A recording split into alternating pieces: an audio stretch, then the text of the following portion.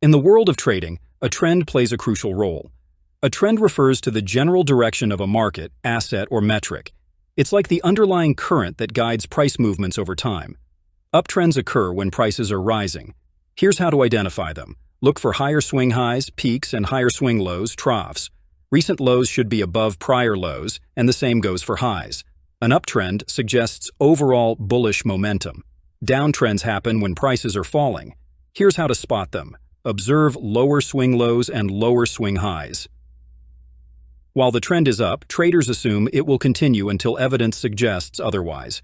Evidence could include lower lows or highs, price breaking below a trend line, or bearish technical indicators.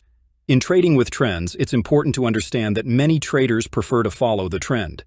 In an uptrend, they focus on buying, aiming to profit from rising prices. When the trend turns down, they shift focus to selling or shorting to minimize losses or profit from declines.